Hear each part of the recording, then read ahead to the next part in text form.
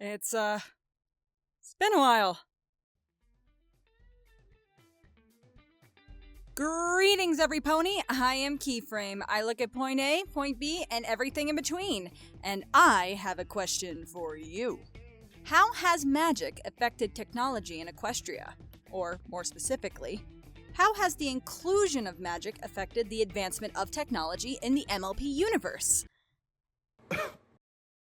You see why I went with the more broader wording first.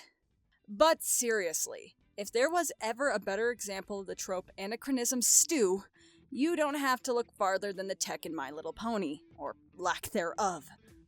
I mean, in the past 8 seasons, we've seen everything from arcade cabinets in movie theaters to coal engine trains and firefly-filled jar light bulbs coexist in the same timeline.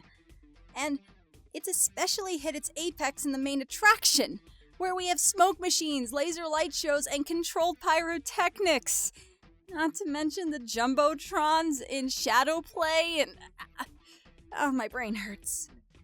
So, why do these exist, while other, more practical pieces of tech, like cars, are represented in a much earlier era of industrial advancement? To begin this investigation, we don't need to look further than the title of the show. Magic. An unnatural connection to the earth, weather, animals, and otherworldly forces we never had in reality. But if that's the case, why are certain areas of technology in Equestria so advanced while we leave other things to the magics? Especially, as far as we know, only one species in Equestria actually has active conscious control of their magic, being unicorns. I mean, yeah, Pegasi have passive control of the weather and Earth ponies have passive control of the Earth. But that isn't all that's in Equestria, and outside of Equestria for that matter. We have griffins, we have sea ponies, we have hippogriffs, we have cat creatures, we have other sentient beings that, from our knowledge, don't have active magic. So why hasn't technology advanced because they want to have those practical purposes that unicorns have? And that leads to my question for you. So get on your Shadow Spade cosplay and tell me your theories in the comments below. I'll give you a little bit of time to comment. See you in a bit. I can't wait to hear your guys' thoughts. But until then, let's take a look at the responses for the last Ask video. What would have happened if the Sonic Rainboom never occurred?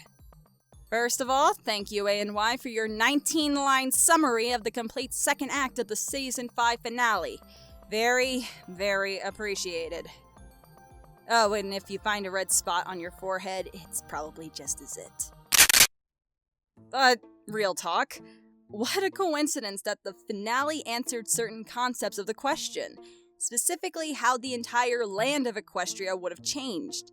Many commenters, like 3 Liony, Prophetic Prose, and 7 Seraphim to name a few, predicted at this scope as well, specifically with the takeover of Nightmare Moon, given the main six's involvement with her second downfall.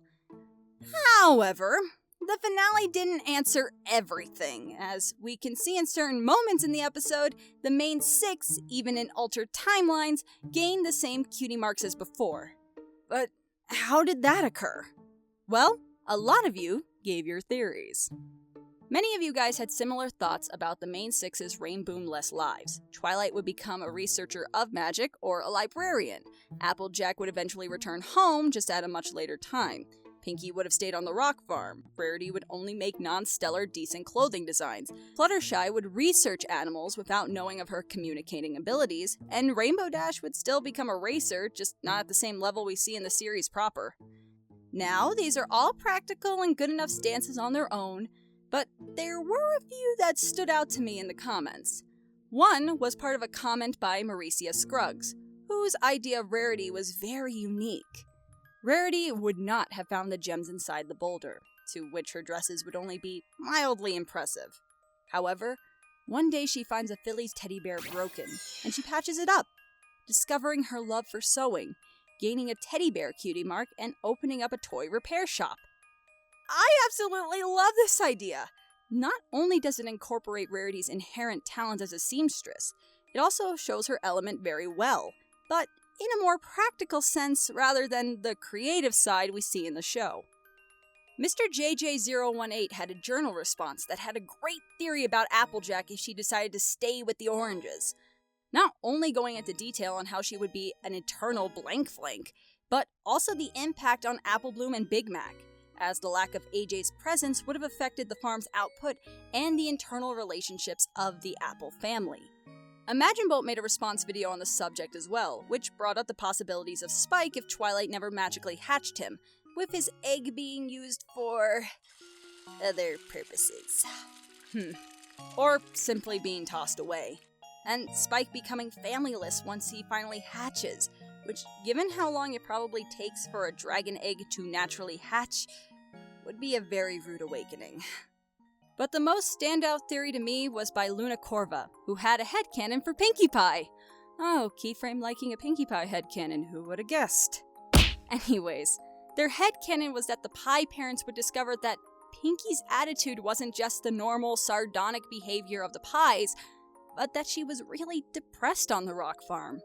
So they would contact their friends, the Cakes, get it, pies and cakes, to help her get an apprenticeship there in Ponyville, which would cause her to become slowly more and more outgoing, as she is now surrounded by a bunch of diverse personalities that she would have never gotten on the rock farm.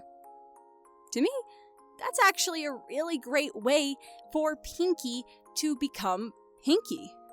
Whether it was oversight or a conscious decision, I think it shows this. Even with the show's presentation, there is still plenty of room for theories and headcanons, and I know there will be more and more to come on this topic and others. We're bronies, we have nothing better to do with our lives. I'm Keyframe. I look at point A, point B, and everything in between, and I have to come up with another question. Man, it's good to be back. See you, every pony. Yo, hey, this is Editing Keyframe. I hope you guys enjoyed the video. It's been a while. I said that like twice in the video. This video killed me on the inside. Had to resize everything, cause thanks Premiere for changing the sequence settings. I hope to be doing more stuff soon, and thank you all so much for your patience. I can't believe in the time that I've been absent, we're almost at 19,000 subs. That's crazy. Anyway, I've been up all night, and it is now 6:46 in the morning, so I'm gonna render this out and go to bed. Bye.